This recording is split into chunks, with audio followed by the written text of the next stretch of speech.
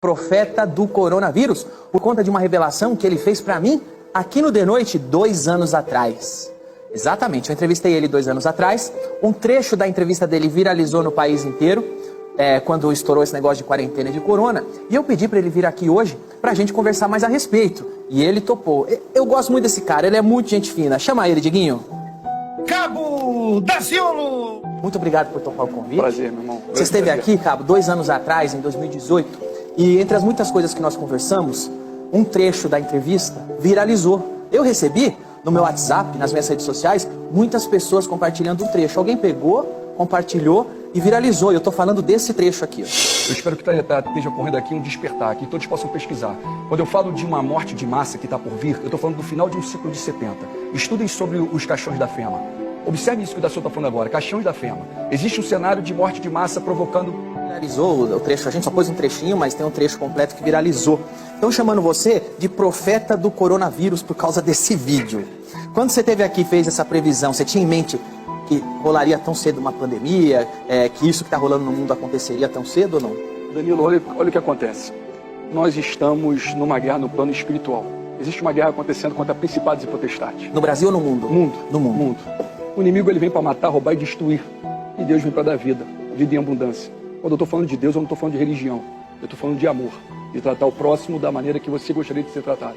Essa guerra você vai vencer com a palavra. Conhecereis a verdade vos libertará.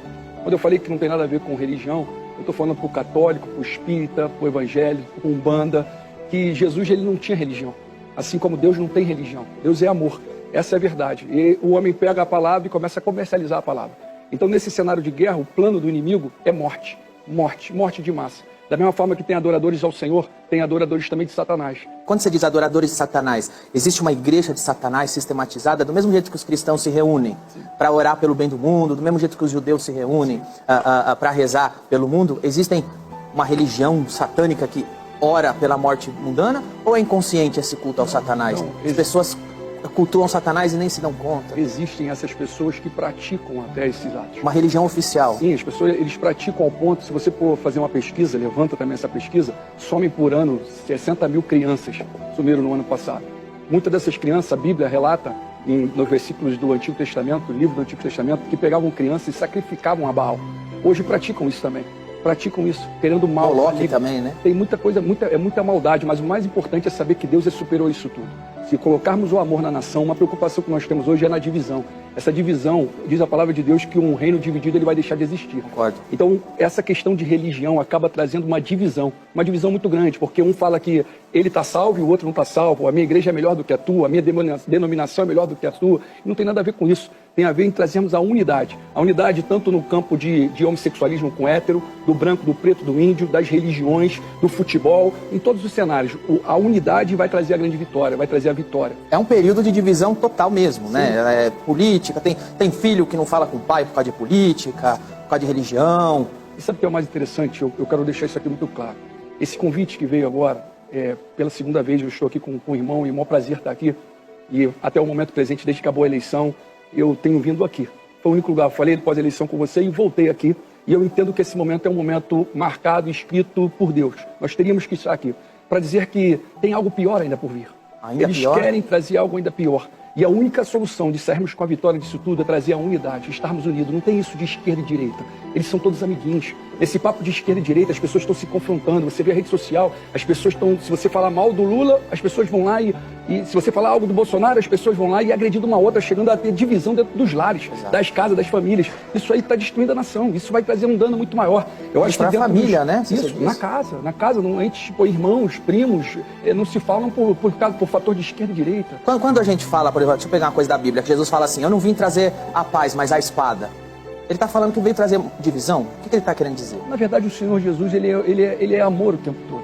Ele coloca o amor. A verdade é que a palavra de Deus ela é muito verdadeira. Quando ela entra, ela é uma faca de 2 gumes. Ela entra e faz algo concreto e verdadeiro. O mais importante que nós temos que colocar aqui em mente e deixar muito claro, meu irmão, é que nós precisamos levar a nação a clamar. Precisamos, independente de religião. Esqueçam religião. Eu estou falando de amor. Levem a nação a clamar, porque o plano do mal é morte de massa.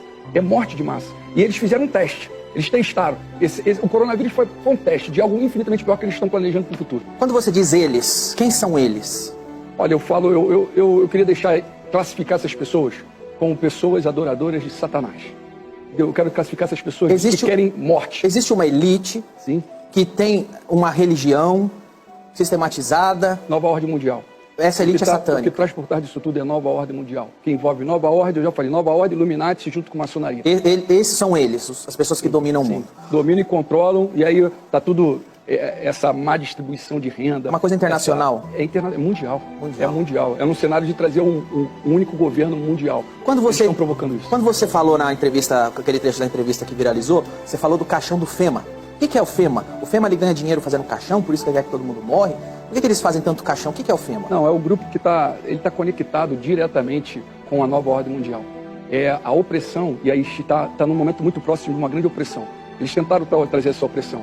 Quando você pega e fala assim, olha, meu irmão, no período da pandemia, fica em casa, não saia de casa. Mas você que está com dinheiro e tem alimento na tua casa, é muito simples você falar isso. Exatamente. Agora, se você chegar para fazer uma visita numa comunidade, entender a vida da maioria da população, isso é muito complicado. E aí, esse prolongamento desse acontecimento, ele acaba trazendo uma desordem generalizada, ao ponto de pessoas irem para ruas para buscar o alimento para os seus filhos, trazer uma desordem total. E esse programa FEMA, ele também tem uma equipe de homens armados, como se fosse uma polícia própria. Uma polícia própria, que ela entra com agressão. Isso está acontecendo até essa semana, está acontecendo isso nos Estados Unidos. Tem um estado dos Estados Unidos que já está acontecendo esse cenário. Se você levantar, eu não sei, eu vi muito rápido isso, acho que, na verdade, hoje no avião. Eu peguei o jornal e estava olhando uma matéria e estava falando desse cenário. Um cenário de um estado dos Estados Unidos que já está atuando com uma agressão muito forte em cima da população. Na vez de entrar com amor, com soluções em cima do que você quer para você, leve para o próximo, e é o que nós temos que fazer isso acontecer aqui no Brasil, porque senão algo pior vai acontecer. Tem um cenário, a palavra de Deus ela fala uma coisa muito interessante. Para você cuidar dos presos como se você estivesse preso com eles. Para pegar aquelas pessoas que estão sendo maltratadas e cuidar delas como se você estivesse sendo maltratado. Então, esse é um cenário importante. Isso são coisas importantes a serem feitas. Para cuidar dos órfãos, das viúvas, dos pobres, dos necessitados. Coisas que nós não estamos vendo na nossa nação. Isso já é muito antigo. Isso você pega os governos, quando eu falo esquerda, direita, que nós comentamos aqui. Se eu pegar 25 anos atrás, eu vou para o governo Fernando Henrique. Aí eu pego Fernando Henrique, depois eu pego Lula e vou pegar Bolsonaro, que são os principais nomes do cenário político, onde traz algumas divisões dentro de partidos. Você vai olhar que a dívida pública interna do Brasil, em 95, era de 43 bi. Hoje nós estamos com uma dívida de 6,5 tri, chegando a 7, chegando a 100% do nosso PIB. Então, o que acontece? Essa distribuição de renda, com a pandemia, todo mundo em crise, todo mundo quebrando, mas os bancos estão lucrando.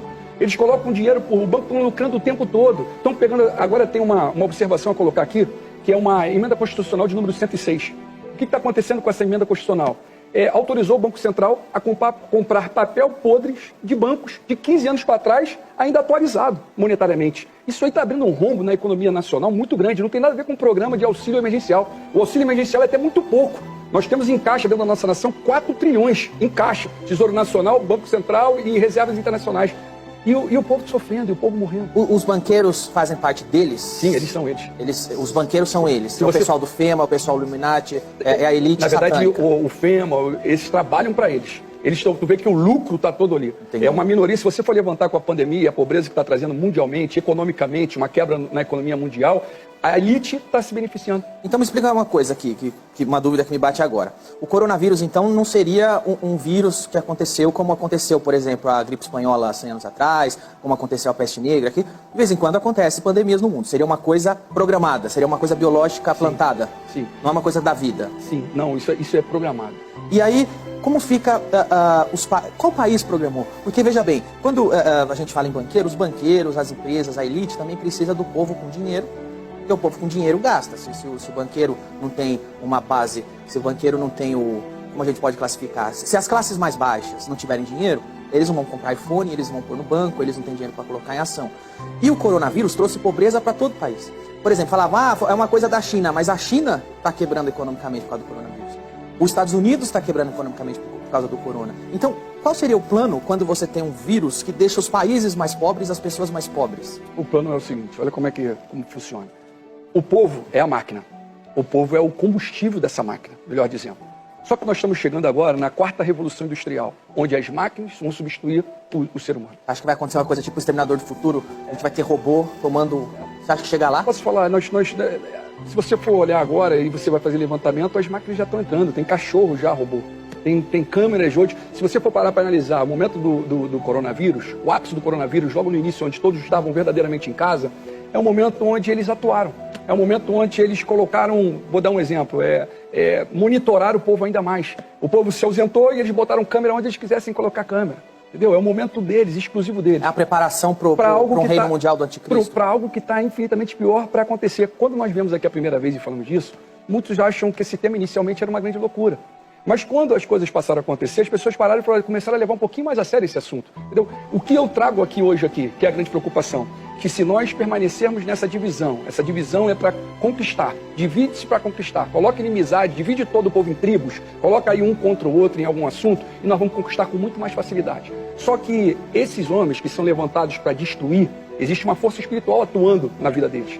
Só que o bem, ele predomina, a luz predomina. A luz predomina sobre as trevas. Deus, no nome do Senhor Jesus Cristo, todos os joelhos se dobram. Então, o homem faz planos, mas a última palavra é do Senhor. Como eu acredito que nós vamos vencer essa